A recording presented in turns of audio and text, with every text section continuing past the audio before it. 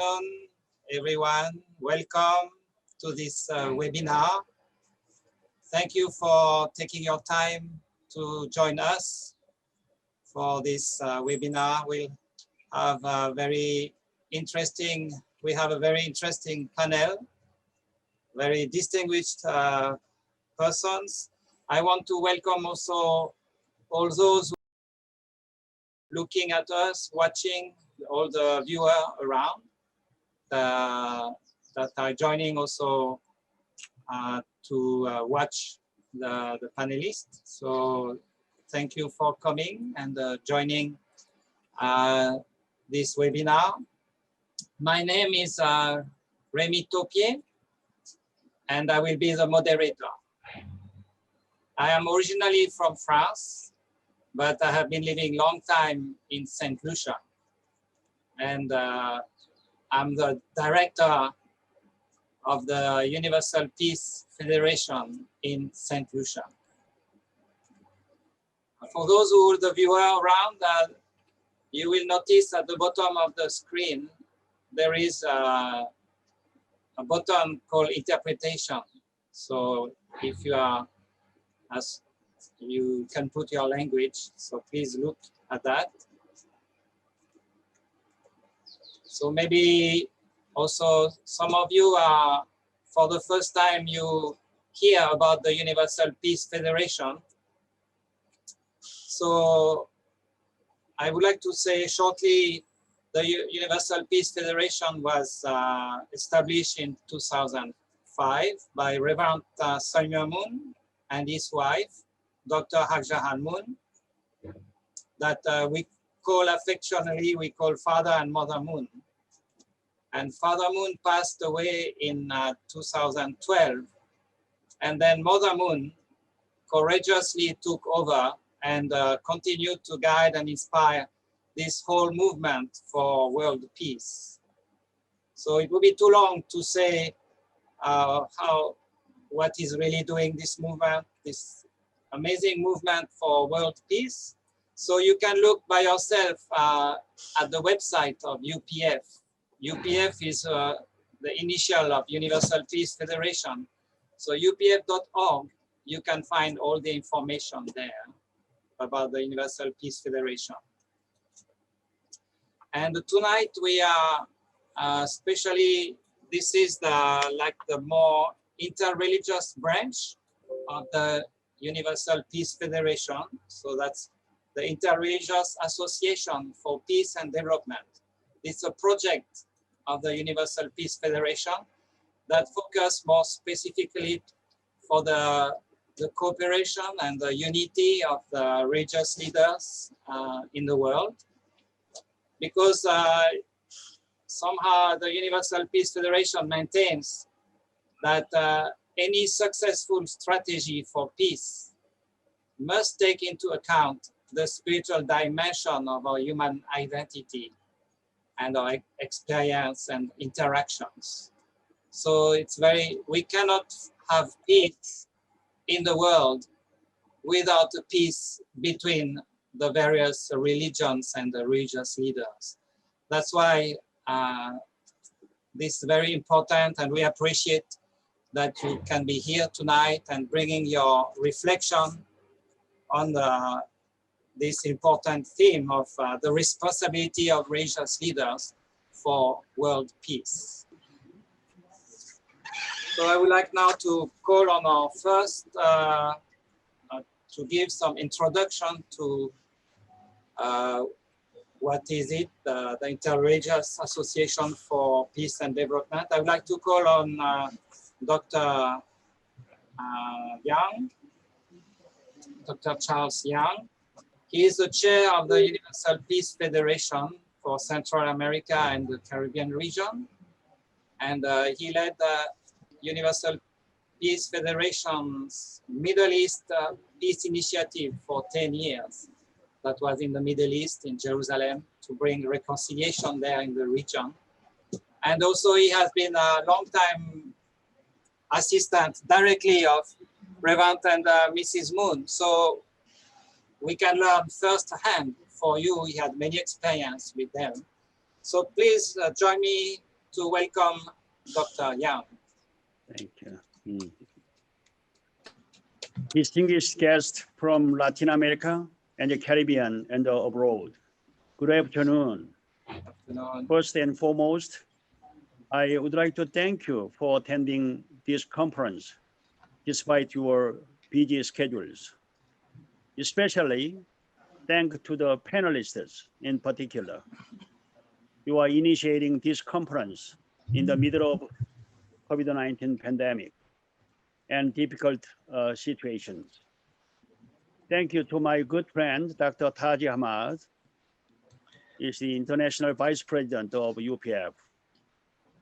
He was a founding member of UPF as a special assistant to Father and Mother Moon. He and I have been working together for Middle East Peace Initiative for many years. Especially, he is a great international peacemaker between different religions on behalf of Muslims. Recently, he met Holy Father in Vatican. I'm expecting his great work. UPF has continued to develop a vision of peace throughout webinars and Zoom conferences since the COVID-19 pandemic began. The UN General Assembly pointed out that mutual understanding and interreligious dialogue constitute important dimensions of a cultural peace, and established World Interfaith Harmony Week as a way to promote harmony between all people regardless of their faith and religion. I went to Israel and Palestine frequently, along with American clergy leadership conference members, hosting the Middle East Peace Initiative with ambassadors for peace from all over the world.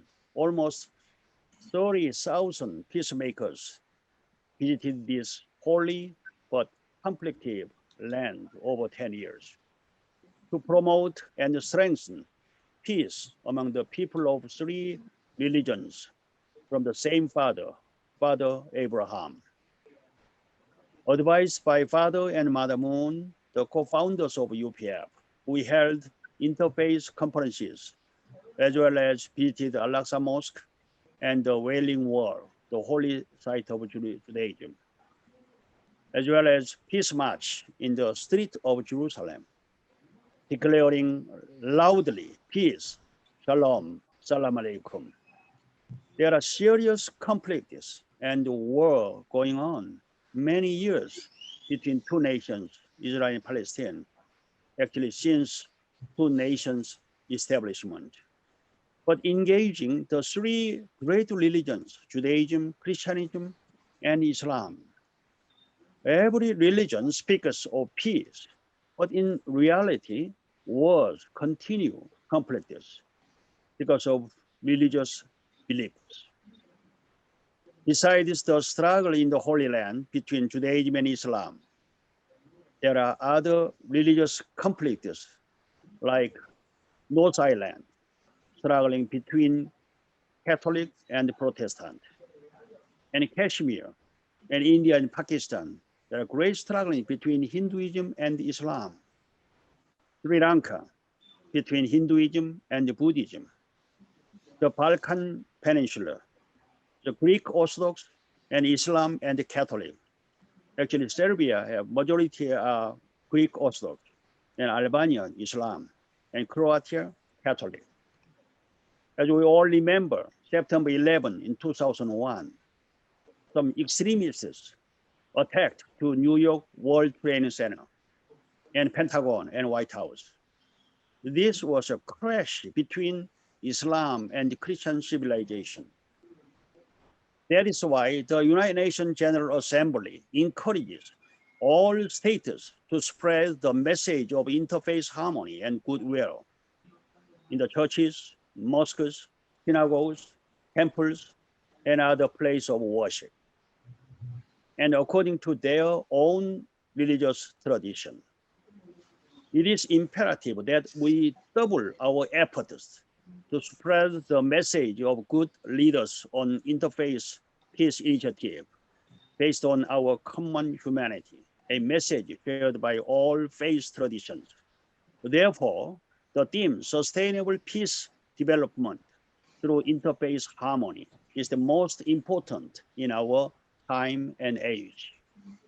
I believe the leaders who attend the panel today will guide our world in the right direction, and our audiences will spread and share the words and ideas expressed here to their families and communities and all our region. Once again, thank you very much. Thank you.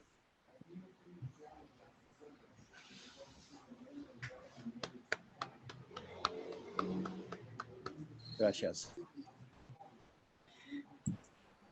Thank you very much, Dr. Yang, for remembering us that the importance of the interreligious work and how much this unity between people of different religion is important. And I would like now to call our next presenter, Dr. Taj Hamad. He is the Vice President of the Universal Peace Federation International and coordinator for IAPD International USA. He is also a very amazing man coming from Sudan and with a Muslim background. And he is responsible on the international level. That means what we are doing now here, centered on Central America, Dr. Hamad is doing the same on the world level. So we are very honored to have Dr. Hamad to tell some of his inspiration today. Thank you. Please help me welcome Dr. Hamad. Thank you very much, my brother. Dr. Charles Yang, a chairman of the Universal Peace Federation, Central America and the Caribbean. Mr. Remy, director of UPF in St. Lucia and regional coordinator for IAPD, religious leaders and distinguished speakers, honored participants. Greetings from the snowy New York to the warm-hearted Central America and the Caribbean. I pray and hope your families are healthy and secure in this challenging time. Our heart goes out to those who are suffering as the result of COVID-19 crisis and other calamities.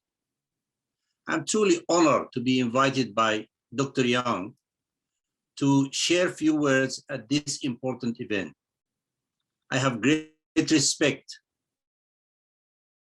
and appreciation for Dr. Yang leadership, especially that he wisely led for 10 years the Middle East Peace Initiatives, which I believe laid the foundation for the recent signing of the Abraham Accords and the normalization relationship between Israel and 4 Arab nations, namely United Arab Emirates, Morocco, Bahrain, and Sudan.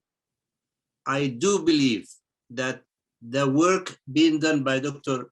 Yang for many years have bear fruits now. So thank you, Dr. Yang. The theme of this event is about responsibility of religious leaders for peace and development. At the United Nations, everyone knows the following, that there is no peace without development, and there is no development without peace. Building on decades of interreligious conferences and dialogue held worldwide by UPF, Mother Moon founded as the project of UPF, the Interreligious Association for Peace and Development, which is called IAPD. IAPD harnessed the goodwill and wisdom of religions and faith-based organizations called to play a unique and essential role in bringing about a world of lasting peace. a world in which people of all nationalities, ethnicities, races, cultures, and worldwide views are called to live together in mutual respect, security, harmony, and cooperation. A word that the founders of Universal Peace Federation call Heavenly Parents Holy Community. IAPD was inaugurated in Korea in November 2017. And in 2018, conventions were held in all 6 continents around the world. And over 23,000 religious leaders participated in IAPD. In 2020, regional coordinators were assigned to develop IAPD activity in all UPF regions. 58 IAPD webinars and meetings were organized in 2020. For most religions, interreligious dialogue is important. But even more important is to move beyond dialogue to working together. Religious leaders need to work in partnership with governments and all other stakeholders. They are collaborators, not competitors. The other is not the enemy. The enemy is COVID-19, which divide the world, separate people, and created insecurity, fear, and loneliness. Religious leaders are needed at this time to bring oneness, compassion, comfort, and security. While nations are individually racing to get the vaccine for COVID-19, religious leaders could help nations to race towards unity, togetherness, and most important, love, the ultimate vaccine for all ills. It's worth noting that by connecting and working together, we can overcome this crisis of COVID-19 and rightfully any other crisis of peace and security. We applaud the leadership of Dr. Hag Jahan Moon, the mother of peace, and her late husband, Dr. Sun Myung Moon, for their vision and work over many decades to advance the process of peace and development. As Dr. Yang just mentioned now, on August 2000, Father and Mother Moon organized a large conference at the United Nations in New York and proposed the establishment of an interreligious council at the United Nations. A few years later, a focal point for interreligious dialogue was established in the office of the UN Secretary General. Later on, the United Nations General Assembly passed a resolution to designate the first week of February every year as World Interfaith Harmony Week. And UPF was the first organizer of the first celebration at the UN General Assembly Hall of the World Interfaith Harmony Week. Thousands of religious leaders were in attendance. The UN International Day of Peace is observed yearly on September 21. The theme for last year was Shaping Peace Together. Such is a good opportunity for religious leaders to work in partnership with the United Nations. After all, the role of religious leaders is to be peace builder, peacemaker, and peace giver.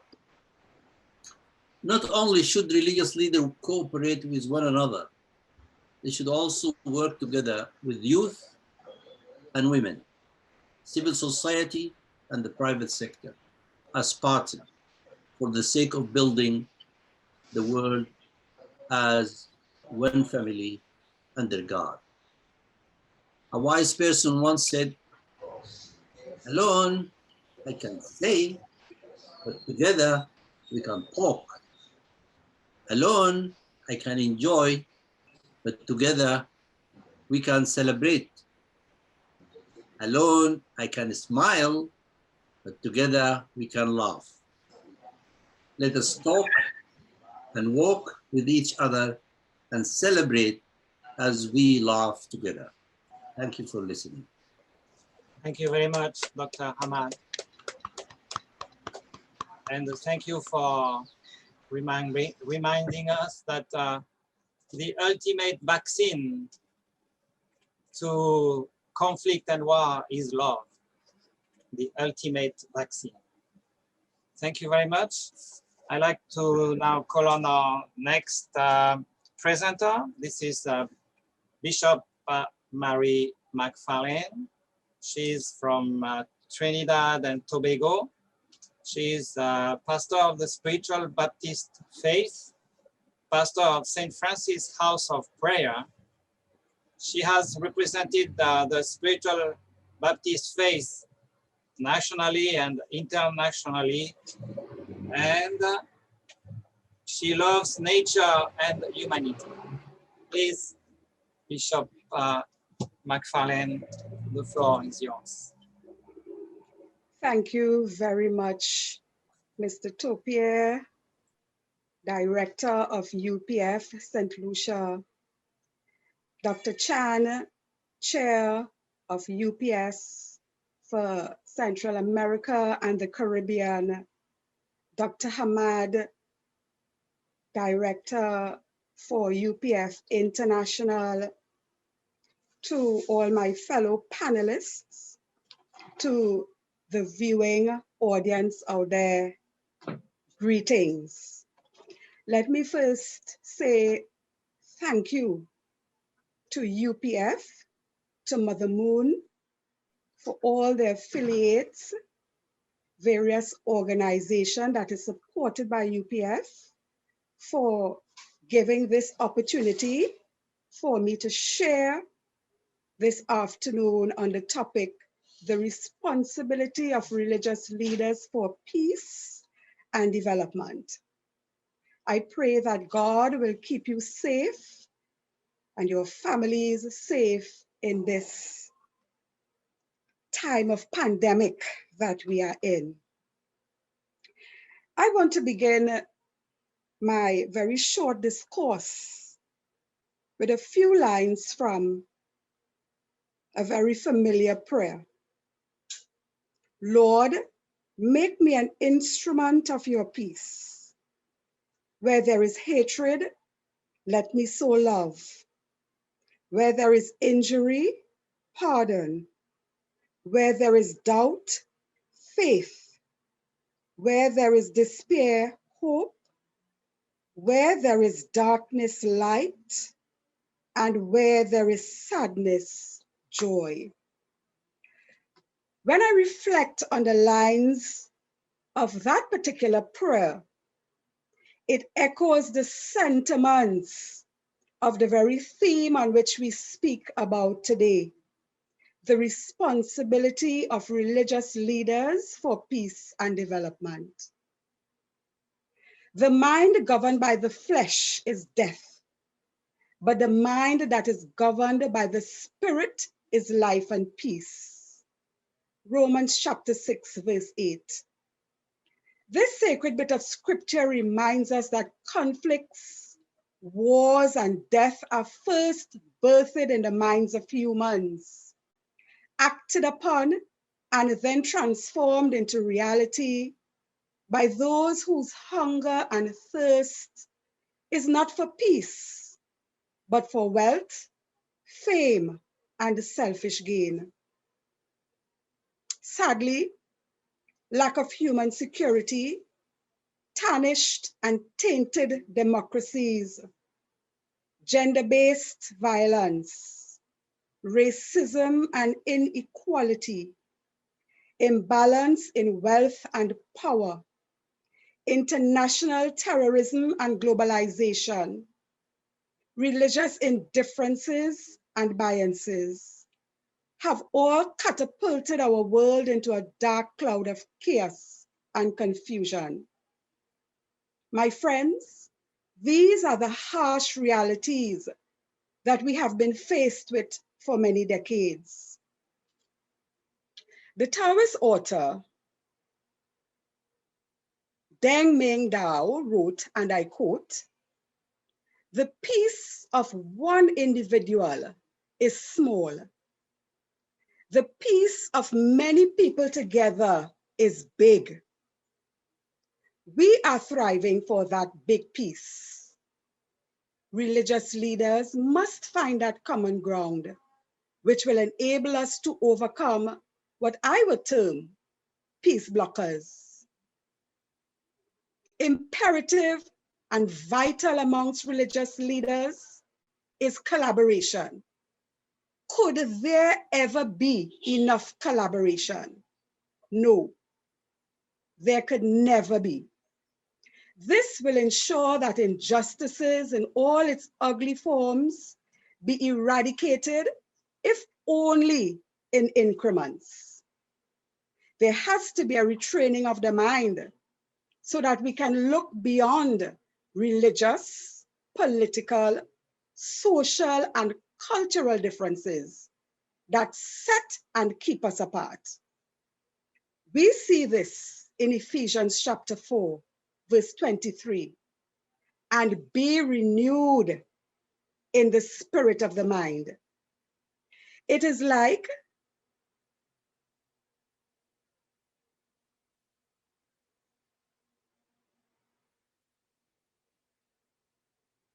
just having some technical difficulty.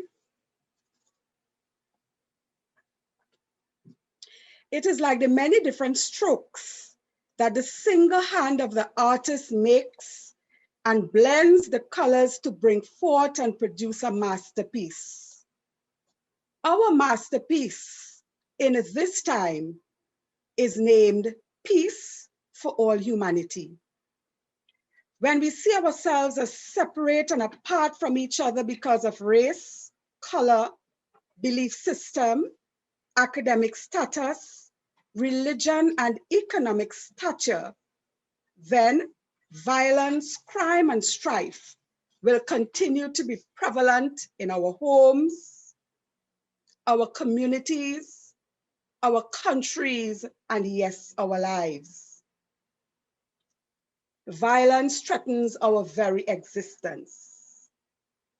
When we understand our role as being our brother's keeper in this quest for peace and unity, in this vast galaxy of varied human experiences, the pursuit of peace will never be an easy task.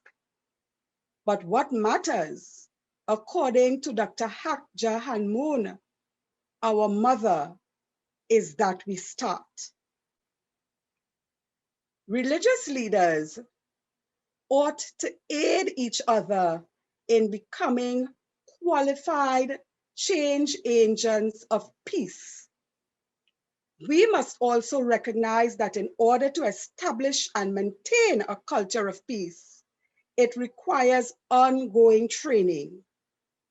Therefore, peace education becomes a necessary tool with which we can weed out some of the ills that plague our societies.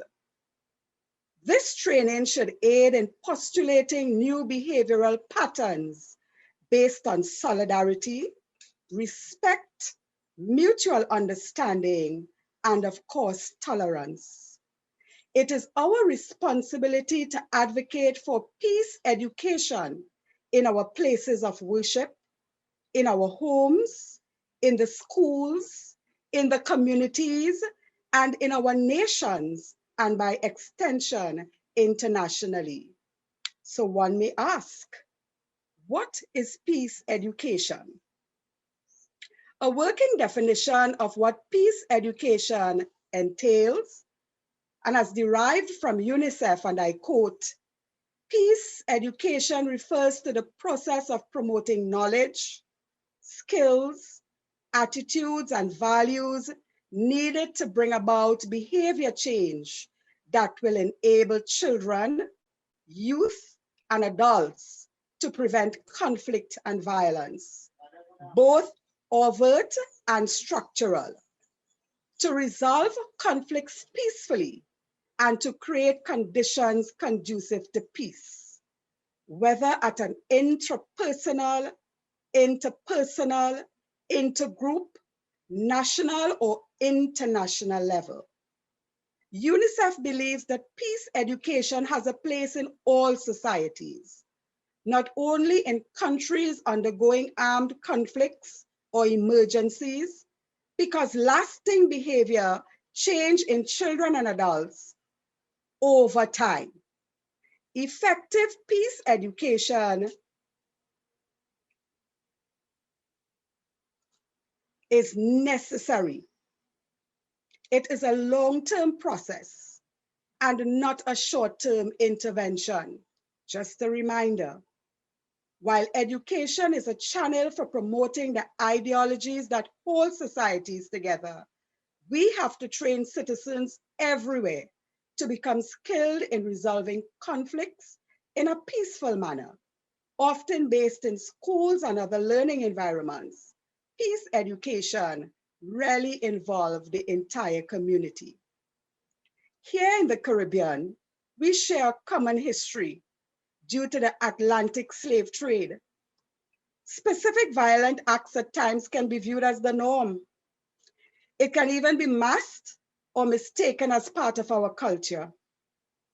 Our religious leaders in this part of the diaspora must pioneer and initiate changes in these types of behavior. Our men, women, and children need to be protected from all forms of violence. Here, the family unit is the target. The men in our societies need that safety net support. If we can empower them to be engaged in a culture of peace, Caribbean countries will be viewed as a peace paradise on earth. No bias meant. As this time permit me, let me share a bit about current trends that have been occurring in my rainbow country, as it is called.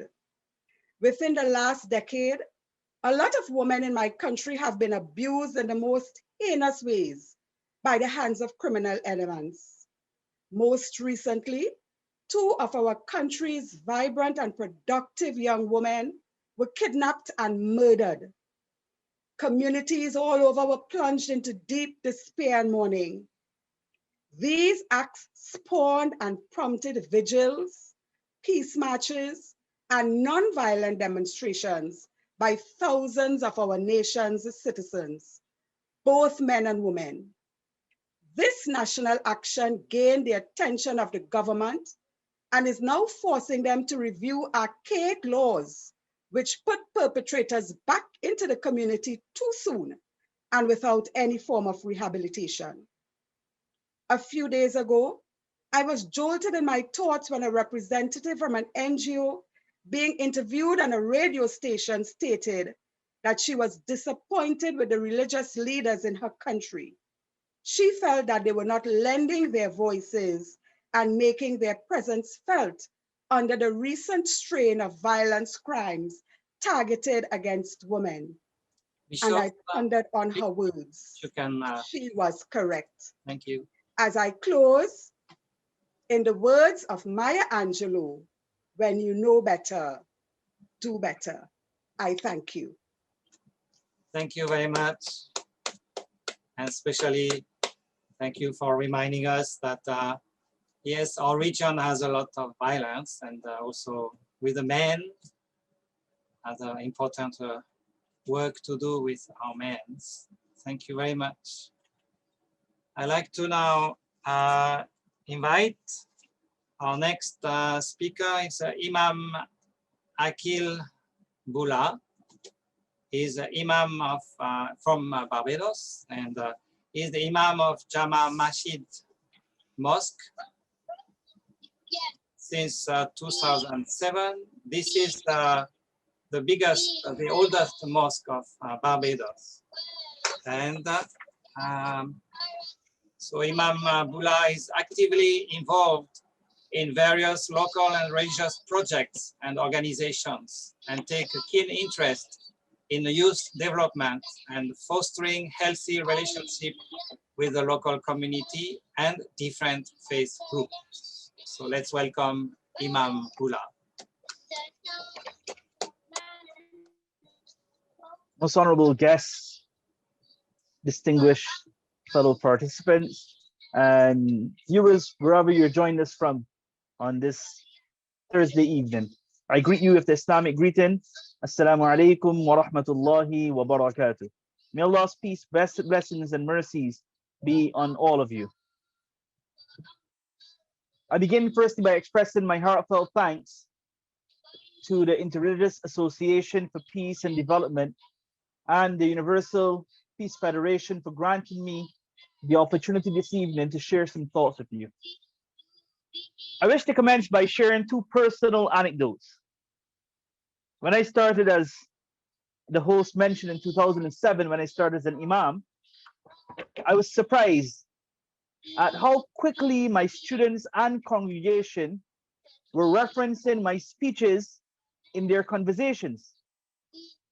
It came as a surprise, as I naively thought that being so young and having now started, it would take time for people to place trust in me, especially seeing that there were other experienced and older Imams in our island. The second anecdote deals with my wife. She was a teacher at an Islamic school. And one day, one of her colleagues was seen eating a yogurt. So another teacher came to that teacher and said that that yogurt that you're eating is not suitable for Muslim consumption. Viewers will be aware that there are certain restrictions we have as Muslims as to what we can eat and what we can't eat. So this teacher was telling the teacher eating that yogurt that what you're eating is not suitable for Muslims. So the teacher said, but I saw the Imam's wife eating this yogurt. So my wife was called in, and then when she saw it, she said, oh, what I was eating, that was a different brand. The brand that you are eating has a certain ingredient which is not suitable for Muslim consumption. Whereas the one I was eating didn't have in that ingredient, which meant it was halal and suitable. I've related these two anecdotes to make the following point. That as religious leaders, we often underestimate our responsibilities and how much impact our words, actions, and even our silence have. Not only us as leaders, but what our families and close friends and associates do are often looked at as being a guide of how to live, what to eat, how to dress, etc. So our role as religious leaders is not insignificant. Over the last year, for example, in our island, the government has been requesting religious leaders to record messages of hope. And these messages have been shared throughout our island. I've also seen similar messages from religious leaders worldwide. And even in the recent rollout of the vaccinations, we've seen the religious leaders at the forefront. Religious leaders have been educating their congregation regarding the vaccines. They've also been taking the vaccinations and sending the recordings of their taking the vaccinations so that their congregation will be assured that, yes, we can take these vaccines. So what all of this shows is that religious leaders and the religious community still have a voice in this ever-changing world. And to borrow a phrase from Stan Lee, when in the Spider-Man comic, when he says, with great power comes great responsibility. So the question this evening is that what are our responsibilities as religious leaders?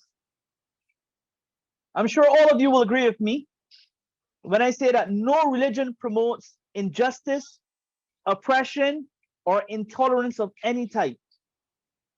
The Prophet Muhammad, peace be upon him, in one hadith, a narration states, love for humanity what you love for yourself.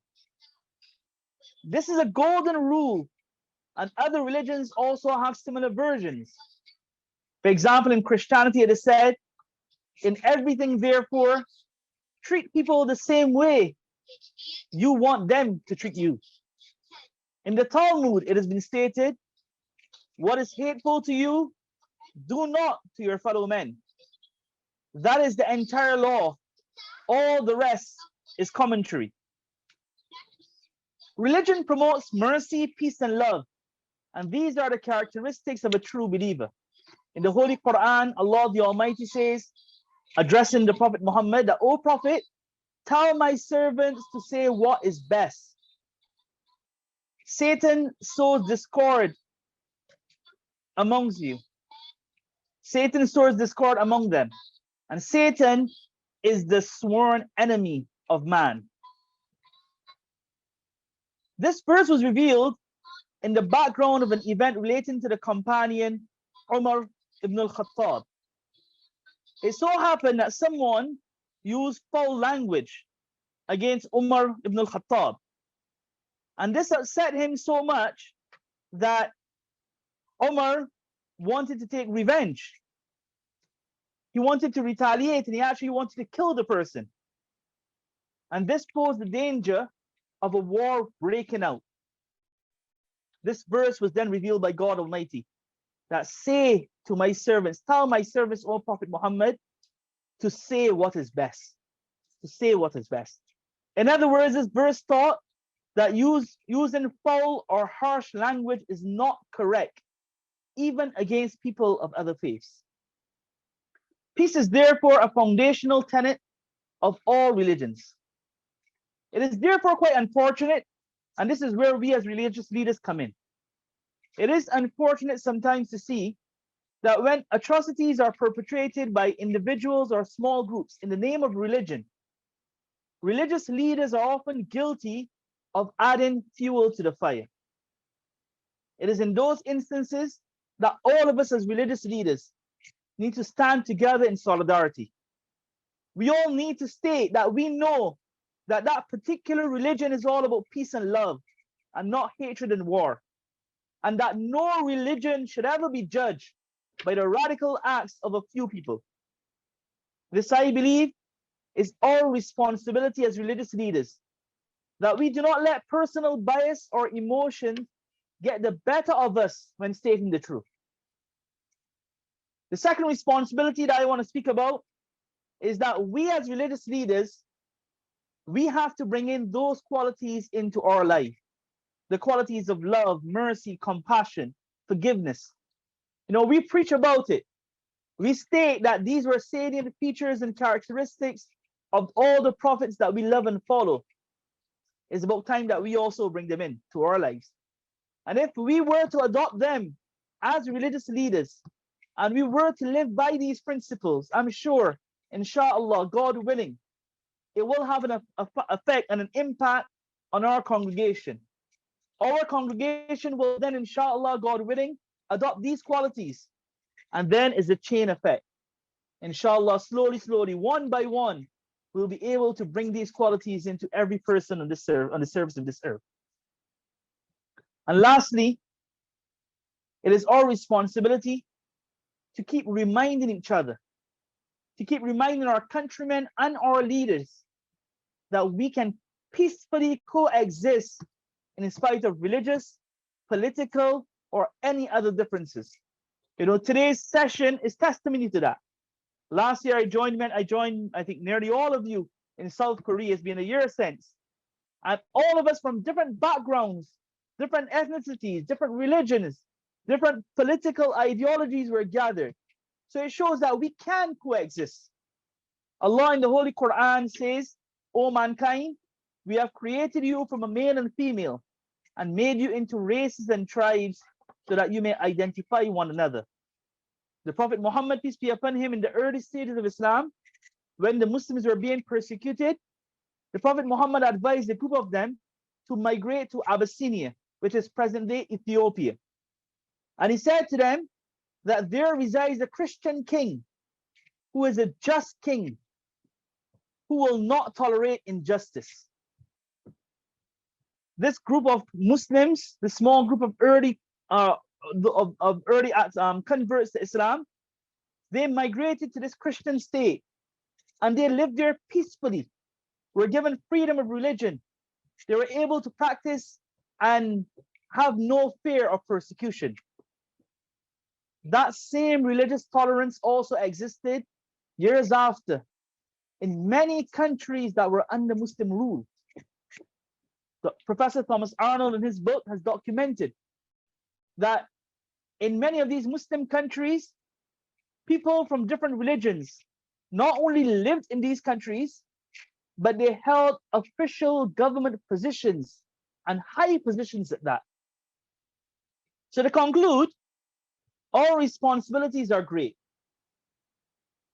Let us be those who preach and stand for justice.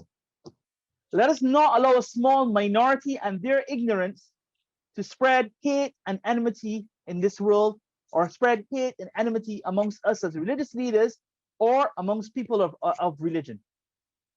Dr. Jonathan Brown, he's a gentleman who converted to Islam. He mentioned there are 1.6 billion Muslims in the world. And even if you take the largest number of all these violent, so-called, these violent groups, and you add all of this together, and you divide it by 1.6 billion, you know the number you get? Percentage-wise, it is 0.006%. That is absolutely statistically insignificant number. So unfortunately, sometimes Jews do that 0.006%. We label a religion, or we label individuals or those who practice a certain religion as being terrorists or radicals or anything. Let's look at the full picture. That is why I'm sure the same can also be said with regards to all the fanatics and all the extremists of all the other religions. Remember, one or two or a small group does not define who or what the religion is about. So that is why I think it's our duty, especially as religious leaders, that we do not allow these individuals to win in their evil agenda. Let us take the lead. Let us hold the baton firmly and spread love and spread peace. And let love and compassion lead the way. Thank you very much. Thank you very much, Imam Bula. Thank you so much for your passionate words. And when you spoke of the story of the yogurt, I could see on the Dr. Taj Hamad's big smile ear to ear. Thank you, as you represent here the Muslim faith, so we really appreciate. Thank you very much. And then I would like to call on Reverend Saturnino Serrato. That will be our first speaker in Spanish. He is the director of the Ministry of the Assembly of God. So he's from Nicaragua. I was not sure. He's performing different functions such as pastor, priest, director of the Biblical Institute, and the national superintendent for his faith. Let's welcome Reverend Serrato.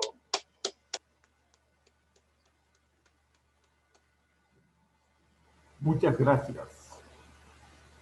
I will speak in Spanish because that is my home language, and I can't speak much English, so I will speak in Spanish. We understand. Muchas gracias. Aprecio mucho esta linda oportunidad de compartir con otros líderes este interesante tema, la responsabilidad de los líderes religiosos por la paz y el desarrollo.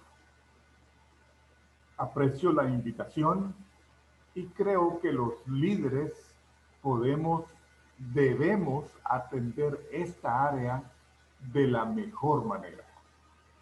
Me gustó que en el comentario que hicieron para introducir el tema, decían que la dimensión espiritual es clave para lograr la paz y el desarrollo. En definitiva, eso es verdad. La dimensión espiritual debe ser atendida debidamente para que haya paz y desarrollo. Después de decir esto, quiero decir que la ausencia de paz es por la falta de justicia. Dice el libro del profeta Isaías, el capítulo 32, versículo 17, dice, y el efecto de la justicia será paz, y la labor de la justicia, reposo y seguridad para siempre.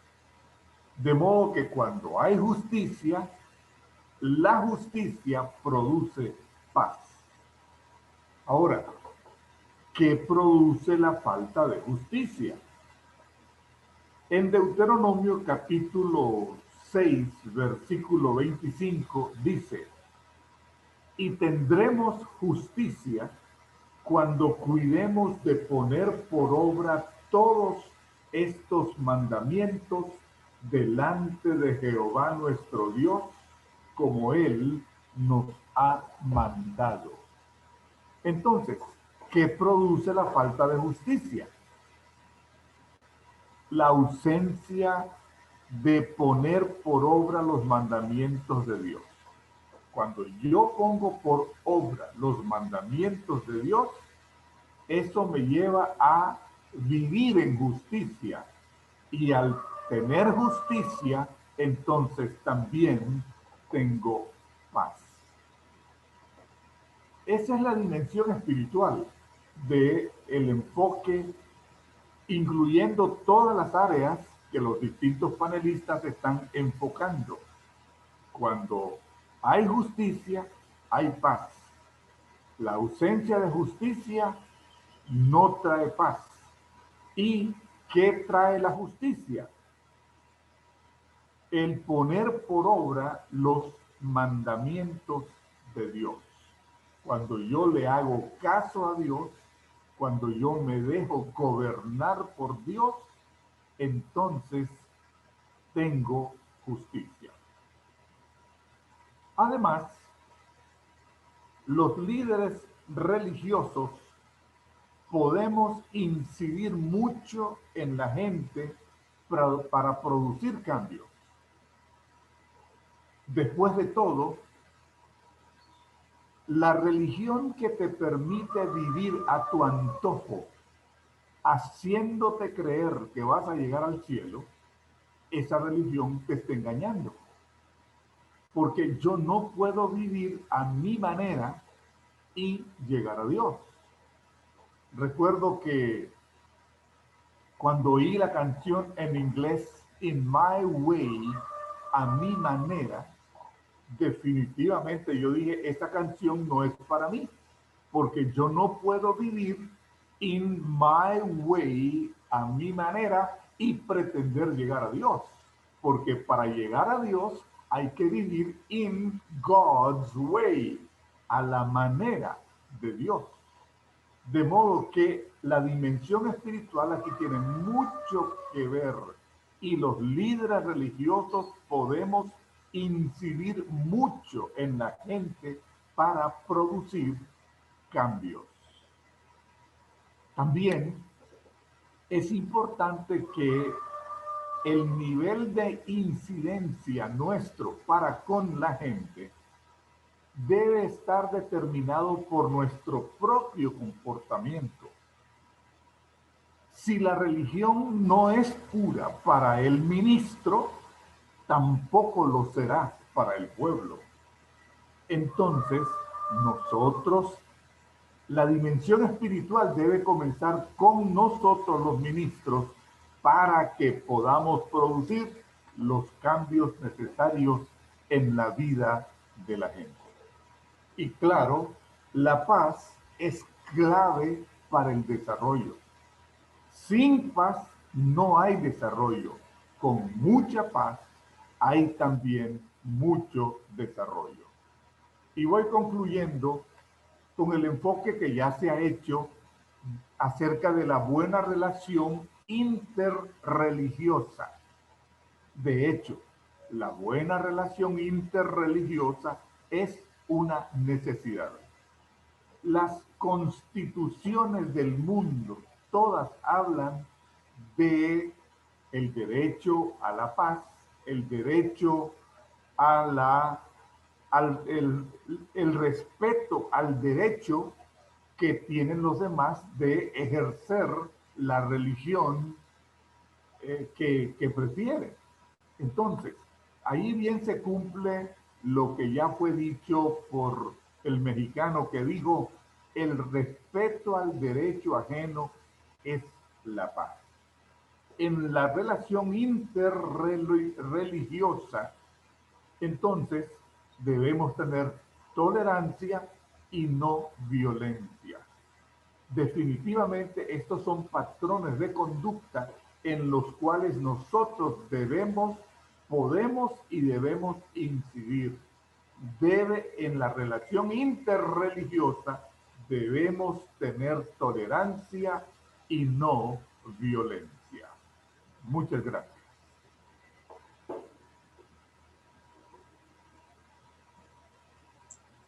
Thank you very much. Especially to remind us that we have to become examples as religious leaders, cannot avoid really being examples. Thank you very much. I'd like to call on our next panelist, is Reverend Dr. Joseph Raj. He's a priest from St. Lucia. He's a priest of St. Michael Church in La Richousse. And he's a moral theologian, canon lawyer, and judicial vicar. And I know Father Raj a long time, more than 20 years, I think. And then in between, he went to study in Rome for maybe 5 or 6 years to do his doctorate. So I really appreciate his work in St. Lucia. Join me to welcome Father Raj.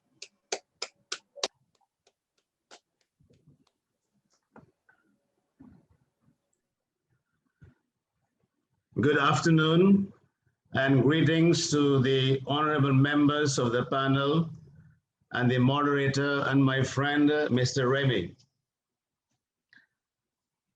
The heralds of the angel write at the birth of Christ. I'm not seeing my picture. Let me just.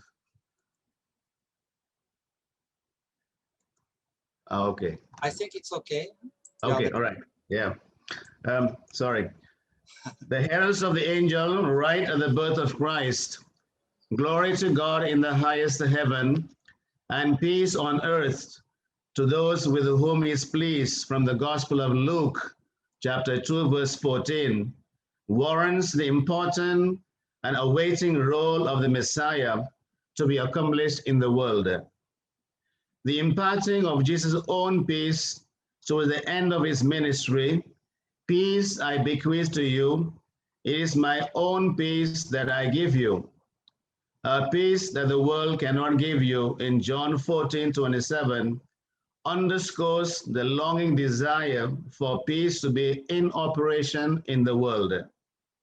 That after his resurrection, on the very first day of the week, Jesus hastened to appear and address the disciples 3 times in these words, peace be with you. John 20, verses 19 to 31, which not only connotes the importance of peace, but also demonstrates that it is God who gives us the true peace.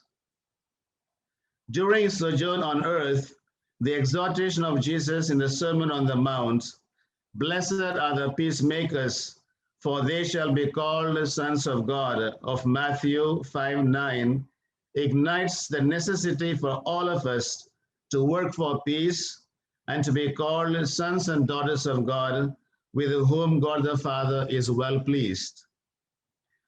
The desire to have peace is different from working for peace. Most of us want and desire peace, but only a few are willing to work for it. The desire for peace must pursue action.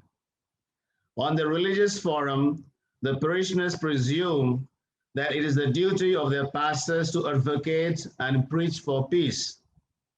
The pastors, on the other hand, passing on the buck, rationalize that it is the duty of the bishops, who in turn await for directives from the Holy Father before they could execute any plans to work for peace. Likewise, in the secular world, people assume that it is the work of the elected leaders, who in turn revert the duty to the prime ministers of different countries to bring about harmony among the nations, and who likewise allot the duty to the task force of the international organizations to work for peace. But who wants to be peacemakers? Not too many.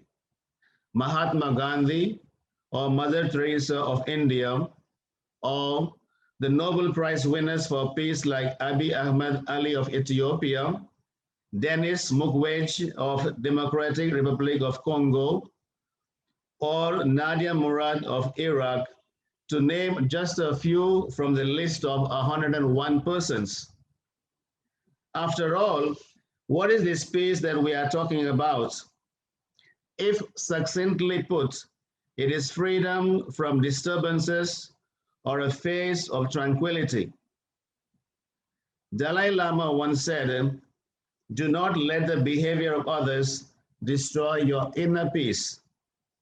To me, peace is something more than tranquility of heart and mind. We can say that we are in peace or have peace when mankind can reconcile itself with the world they live in with no animosity, when people can interact with each other at ease with no tension or jealousy, and when the whole mankind can establish an unbroken relationship in obedience to God's plan out of love, which in turn obviously brings about a tranquility of heart and mind, not only for the people, but for the entire world. There needs to be a status of self-contentment and worth for human beings to live in the world. Every human being must uphold the dignity of the other, and every nation the dignity of the other nation. Respect for each other and for nations is an act of the will and not just a human act. That everyone not only desires peace, but wills and works for it. Peace should be aimed at all costs. It is the primary object of an end and fruit of the object as well. Peace is possible. It is not just the people who must be united in mind and heart, but every religious leader must also be united. Too many times, we like to bargain and cause confusion in the name of religion. And there seems to be an ongoing religious unrest among the hierarchy of the church. Very many times we like to put words into the mouth of Jesus in the name of religion to suit our comforts, while neglecting to spread the gospel of love and peace. Peace emanates from the mixture of justice and charity existing in proportion. Respect for human dignity is a golden rule, for everyone has been created in the image and likeness of God, Genesis 1:26. Working for justice is a standard norm, and developmental progress is a stream flowing with peace. This work of establishing peace among the nations has become very hazardous in the world right now, as we are faced with the pandemic of COVID-19. How can we live in peace when we are alienated from each other? There is a sense of fear and phobia of the endangered species of human being. In his reflections on working for peace, St. John Paul II notes that seeing the negative forces and impacts prevalent in the world, one must not back down. The will to seek peace must not therefore be allowed to weaken. This must be based on the awareness that humanity, however much marred by sin, hatred, and violence, is still called by God to be a single family. We are to put aside all hostilities and animosities to break the fetters of the tensions that exist in the world. Again, I like to quote the phrase used by John Paul II, the litany of peace, through which he urged everyone to choose and work for peace. Every group, community-based organizations and associations, both local and international, and every nation as a whole must will and choose to work for peace. I concur fully with Reverend Sung Myung Moon, who in his book, As a Peace-Loving Global Citizen, states that loving families can change the world and true love can bring about unification. He says that a peaceful family is a building block of heaven. Mother Teresa of Calcutta, who is a saint now, says that we are not to use bombs and guns to overcome the world, but use love and compassion. If we truly want peace in the world, let us begin by loving one another in our own families. If we want to spread joy, we need for every family to have joy. Based on the Latin principle, nemo dath quod non habet, meaning no one gives what they don't have. It is better to light a candle than to curse darkness. Learn to light the candle of peace amidst the darkness of war and violence, amidst political injustice and corruption, amidst religious scrupulosity and hypocrisies, amidst the disparaging ratio between the poor and the rich, and amidst families of domestic violence and abuse of children. It is the responsibility of every family, every leader in the community and in the church to teach people to light a candle of peace and love. Therefore, working for peace not an option, but an imperative.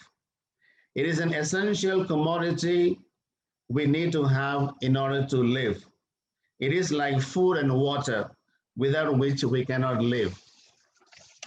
In conclusion, I wish to say that working for peace does not mean avoiding tensions or jealousy, but using or diffusing the same situations to form a better society.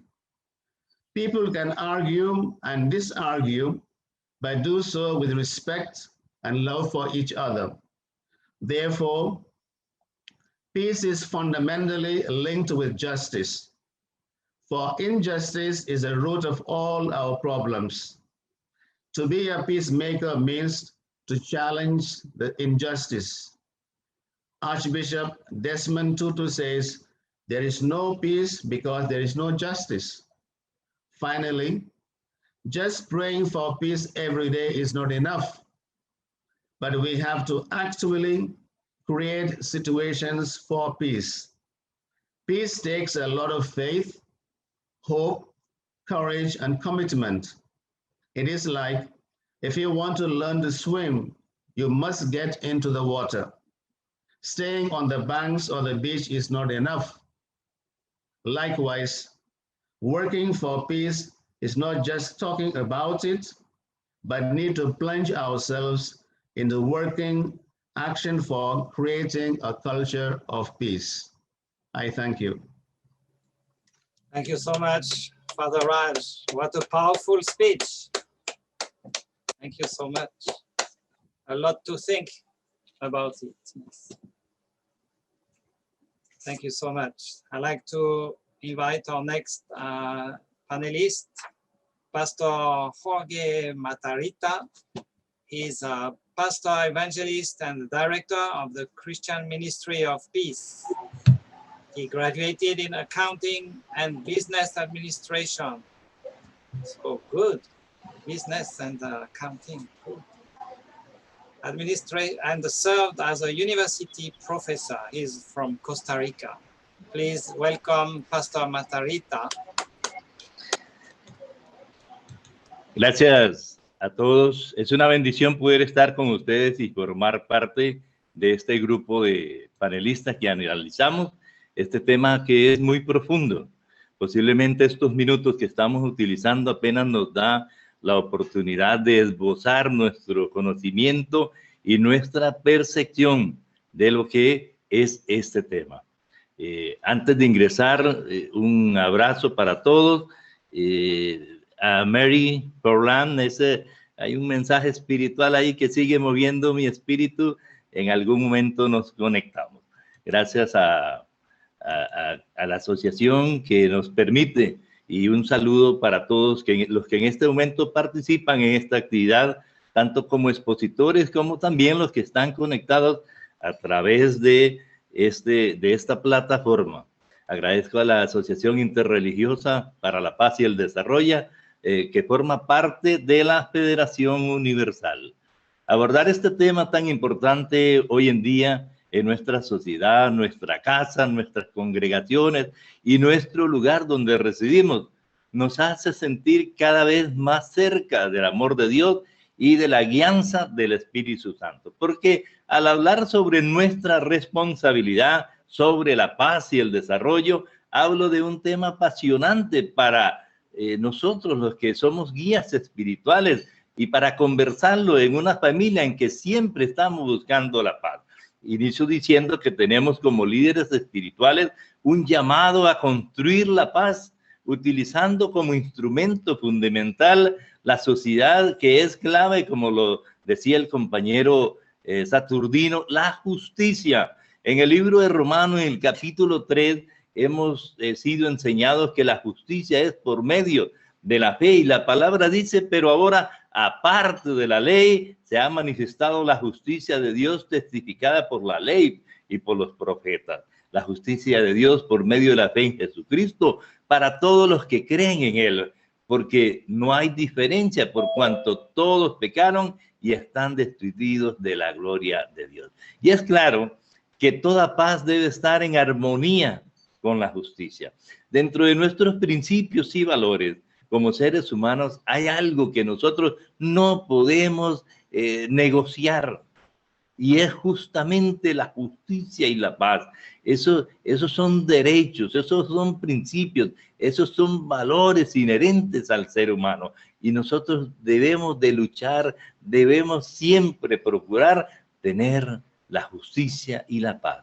Debo señalar que toda actividad tendiente a desestabilizar y a quitar la paz de una persona, a quitarle la paz al individuo o a una nación, a un país, al mundo entero, carece de justicia. No hay justicia. Es claro que si el fruto de la justicia es la paz, no hay paz mientras no haya justicia, porque la justicia se logra no con una fórmula mágica, no se logra con un golpe, no se logra con un decreto, ni por un pacto que hagan entre hombres, escrito o de palabras. Se logra por medio de la sabiduría, la paciencia, el amor de nuestro Señor Jesucristo, y otorgando las condiciones auténticas en que la justicia asegure una paz verdadera y sostenible. Por eso es claro que en nuestra condición de líderes espirituales o guías espirituales nos corresponde llevar el mensaje de paz.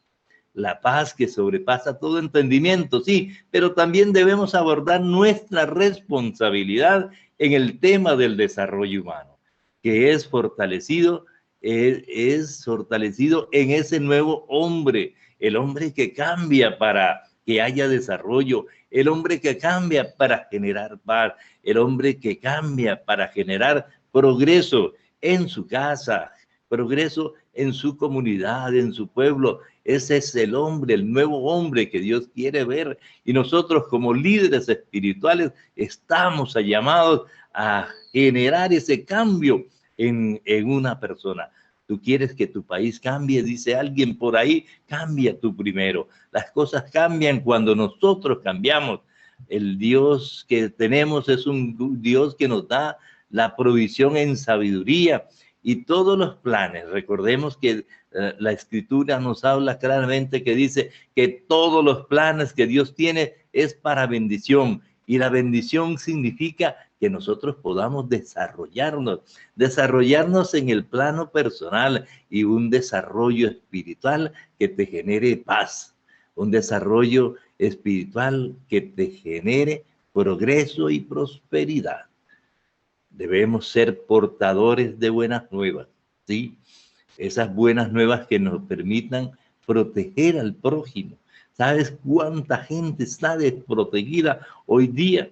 ¿Sabes cuánta gente está pasando hambre? Hambre extrema, pobreza extrema. Debemos de proteger a nuestros hermanos, al prójimo, realizar acciones que generen bienestar para el menos afortunado, que decía Santiago, crear conciencia de nuestra responsabilidad civil. Sí, a veces nos olvidamos que somos actores civiles, a veces nos olvidamos que somos parte de la sociedad y nos metemos en nuestra congregación, en nuestra iglesia, no salimos, no nos preocupa el prójimo, ama al prójimo como a ti mismo, nos manda nuestro Señor Jesucristo. Debemos realizar acciones que generen bienestar para el menos afortunado, crear conciencia de nuestras responsabilidades civiles y sobre todo de nuestro rol en una sociedad que nos permita ser justa, que nos permita ser equitativa. En procura de buscar la paz y el desarrollo, debemos influenciar de manera positiva las actitudes de nuestros feligreses. Y esa persona que está contigo siempre, esa persona con la que tú te estás relacionando, esa persona que te mira como el líder espiritual, debemos influenciarlo positivamente hacia un mundo lleno de acciones sociales que generen pautas para el desarrollo eficiente y el crecimiento de oportunidades para todos.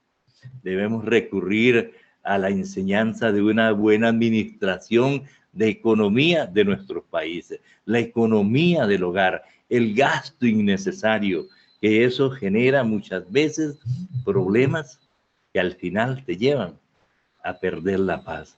Debemos buscar un fortalecimiento en este mundo modernizado, ajustándonos a la realidad de vida de cada persona, de un Estado de derecho, de igualdad de oportunidades para lograr un desarrollo económico indispensable para dotar a nuestros pueblos y naciones de paz y prosperidad, dotarlos de desarrollo. Eso es un desarrollo físico, es un desarrollo mental, es un desarrollo espiritual. Quiero dejar claro y recordando que Dios nos hizo a cada uno a su propia imagen, que nos hizo únicos. Desde esa perspectiva de vida sé que habrá tal vez discrepancia como líderes, pero al final prevalece entre todos la voluntad del Supremo Hacedor.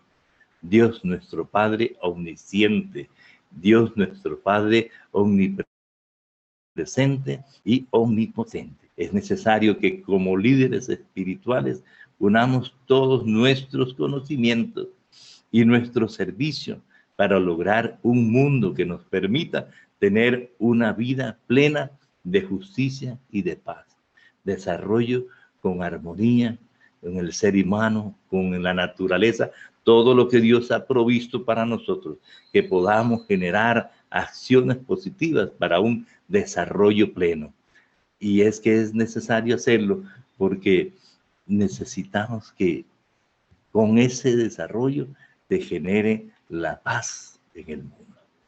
Recuerdo lo que dijo el profeta Isaías: tú guardarás en completa paz aquel cuyo pensamiento en ti persevera, porque en ti he confiado. Confía en Jehová perpetuamente, porque en Jehová el Señor está la fortaleza de los siglos. Es una obligación como líderes espirituales, poder acercarnos a nuestro pueblo, a nuestra gente, a nuestras autoridades. Es necesario que nosotros nos involucremos en ese rol tan importante en nuestra parte espiritual que nos compete para que hayan acciones que generen paz, pero que generen desarrollo, en armonía con nuestras creencias, en armonía con todo lo que nosotros podemos hacer por el bien común, pensando en nuestro pueblo, pensando en nuestras familias, pensando en nuestra congregación y fundamentalmente pensando en que Dios nos hizo como un instrumento de paz para que podamos generar todas las acciones que sean necesarias y le demos a la gente que depende de nosotros en el tema espiritual las pautas a seguir para que haya un desarrollo pleno y lleno de muchas actividades pendientes a la paz y al desarrollo. Esa es nuestra obligación como líderes espirituales. Quisiera poder ahondar más en el tema, pero estamos con un tiempo en que todos necesitamos hacer la exposición y sé que tal vez en algún momento podremos ampliar más sobre este tema. Agradezco a la asociación, agradezco a ustedes que nos hemos juntado en esta tarde para hablar sobre este tema tan necesario como se llama la paz y el desarrollo y nuestro compromiso como líderes espirituales. Que tengan una feliz tarde. Thank you very much, Pastor Matarita. Yes, we would like to spend more time, I'm sure. We're just getting to know each other now, and soon we'll have to separate. Such a pity. I agree with you. Now just start to warm up a little bit. So now I'd like to invite our last panelist. Is Pastor Jose Ivan Rodriguez. He's from Cuba. He's a pastor of the Family Federation for World Peace and vice president of the Heavenly Parents Holy Community in Cuba. He served as an evangelical Christian minister in the Biblical Assembly of Jesus Christ in Cuba. I have more details here, let's see. He graduated in biblical science and pastoral care and graduated also in theology and religion. He worked 14 years in support of the establishment of several foreign churches in Cuba and worked in various events promoting interreligious dialogue and cooperation. So we are going now, let's welcome Pastor Jose. He was not sure to have, that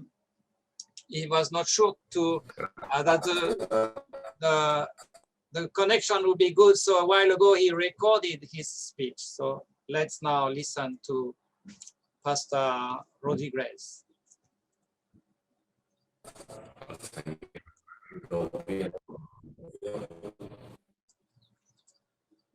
We don't hear the sound in Aliese.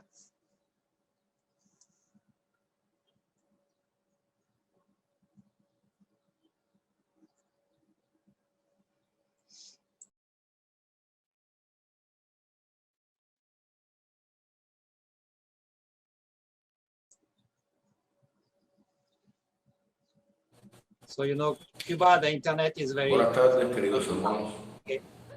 Mi respeto para el doctor Imam, vicepresidente internacional de la UPF, y para el doctor Charles.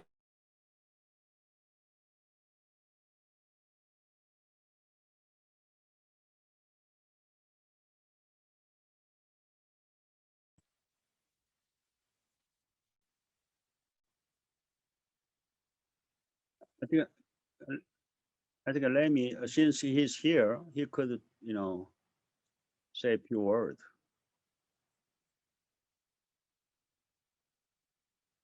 I see. This microphone.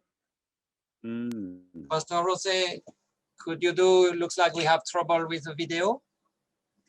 Would you now maybe read your speech, since the internet connection on your side looks like not so bad for now?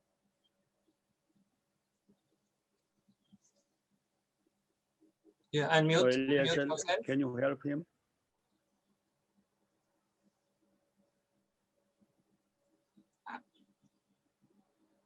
Unmute. Yeah. His mic is off. Let's ask Yes, sir. Jose. Could you Unmute. speak in Spanish? Mr. Remy, his mic is off. Yes. But someone need maybe to translate in Spanish. Pastor Jose, por favor, you can speak directly. Yeah, that's better. Mario, can you hear his voice?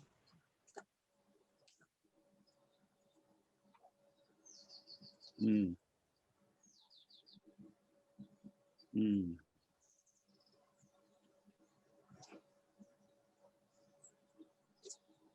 Mm. No, because of internet problem or? Mm. Yes, sir. Let's have Pastor Rodriguez directly speak. Hola. Yes. Yes.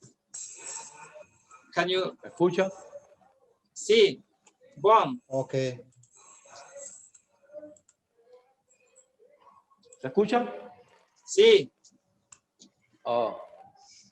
Per favore. Speak.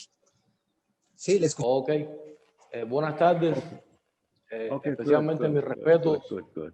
para el doctor Tad Hamal, para el doctor Charles Young, presidente de la UPF para Centroamérica y el Caribe. Le pido mis disculpas por la situación de la tecnología. La comunicación, la conexión es inestable.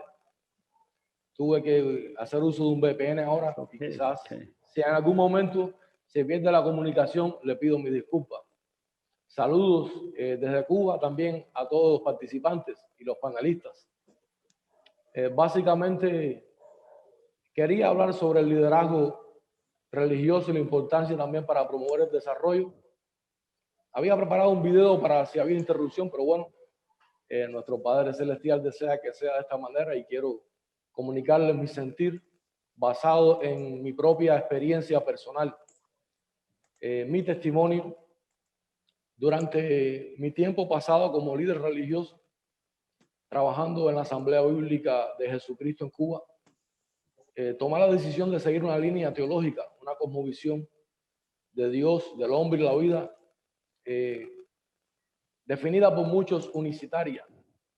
Y así comencé a desarrollar en mí cierta rechazo por otros que pensaran diferente. Incluso llegar hasta atacarlos, buscando quizás desacreditarles públicamente, haciendo uso de interpretaciones de las Sagradas Escrituras, en este caso la Biblia. Y al pasar el tiempo, empezó a alimentarse en mí sentimiento de arrogancia, de prepotencia, de soberbia, al punto de que pudo considerar hoy que maltraté a personas, dañé a personas sentimentalmente, emocionalmente.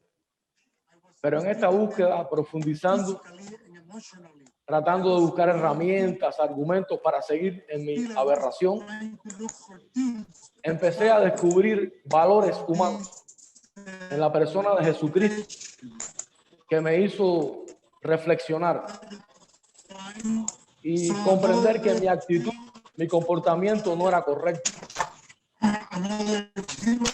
Y pude ver a las personas no solo con los ojos, sino con el corazón. Entonces, en el transcurso de este tiempo de mi vida como líder religioso, llegó la estocada final, por decirlo de alguna manera, en que pude, gracias al cielo, encontrar y conocer la obra milagrosa y amorosa del reverendo Sumio Mon y su esposa, la doctora Hasha Mon. Para nosotros, el padre y la madre Mon. y comenzar a entender que había algo más profundo, de más valor, algo sublime. El entender de que católicos y protestantes, de que musulmanes, chiitas y sunitas, judíos, askenazis o sefardíes, blancos o negros, ricos o pobres, de tendencia ideológica derecha o izquierda, coreanos del norte o coreanos del sur, cubanos de la Florida y cubanos de Cuba. Comprendí que eran solo términos, pronunciaciones que aunque quisiéramos no pudieran opacar ni borrar las tantas cosas que sí tenemos en común, que pueden hacer que comprendiéndolas nos convirtamos en agentes de cambio y en sembradores de paz. De esta manera, sencillamente quiero comunicarles mi sentir. Siento que todavía en nuestras comunidades religiosas existe algo de esta tendencia. El fundamentalismo, el sectarismo, el exclusivismo religioso, que es muy dañino al punto tal de producir guerra, que es lo contrario, producir contienda, muerte, violencia, que es todo lo contrario a la paz. Creo que en nuestra región deberíamos, incluso mucho más todavía, promover el diálogo interreligioso y aún más, desde nuestros fundamentos espirituales, influenciar en una posición de colaboradores a los gobiernos, senadores, congresistas, parlamentarios, para que en plataformas, grupos regionales como la OEA, como CARICOM, la CELAC, pudiese llegar el sentir de nosotros como líderes de la sociedad civil, como líderes religiosos, de poder brindar también nuestras tesis y proyectos con estos fundamentos espirituales que también, ¿por qué no científicos? Porque poseen principios que son universales, que atañen a toda la sociedad, cualquiera que sea el sector de ella, para así poder promover en nuestra región, en América, en el mundo, una buena gobernabilidad. Nosotros somos también responsables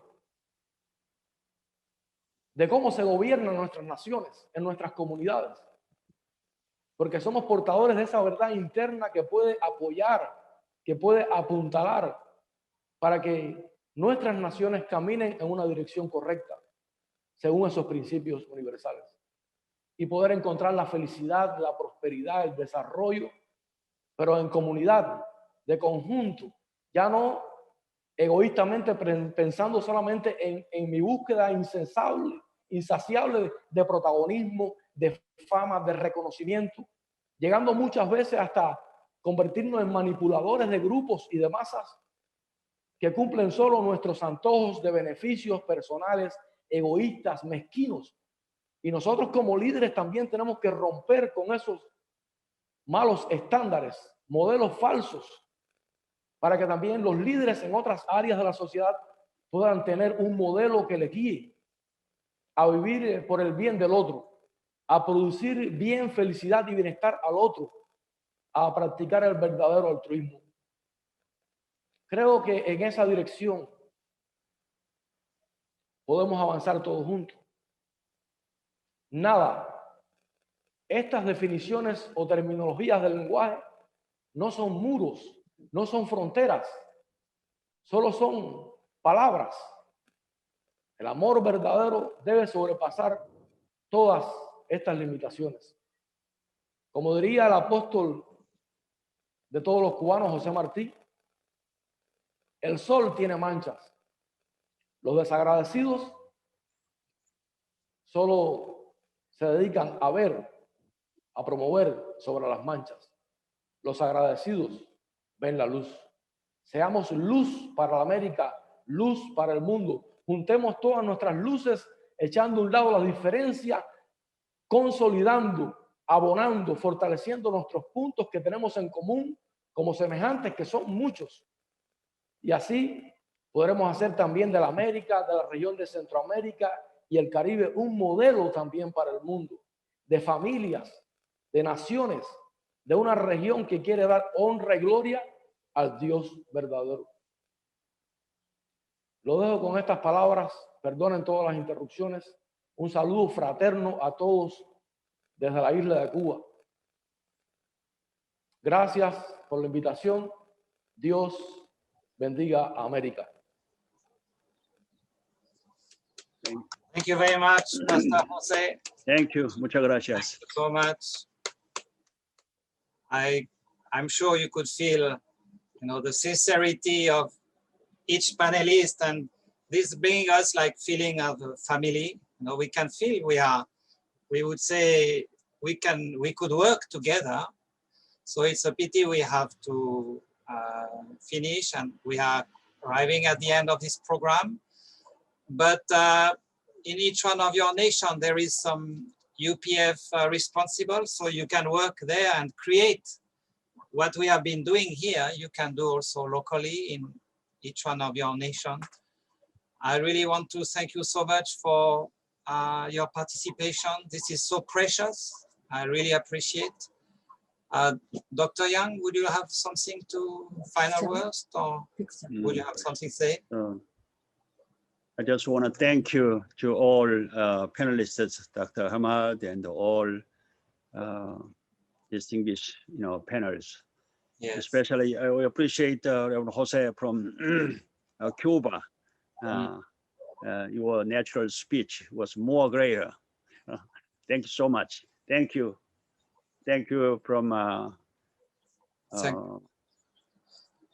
yes, thank you very much. Bishop Mary. Thank you. Yes, thank you so much, everyone. I think you, Professor. Eliezer wanted to take a photo. Yes, sir. Mm-hmm. Are you still on for the photo? Yes. Just watch, just smile. Okay. Thank you. Okay, great. Mario, ¿puede prender la cámara, por favor? Okay.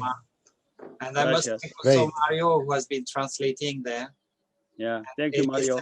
Eliezer at the technique also, we are grateful for them. So do we come to the end of this webinar?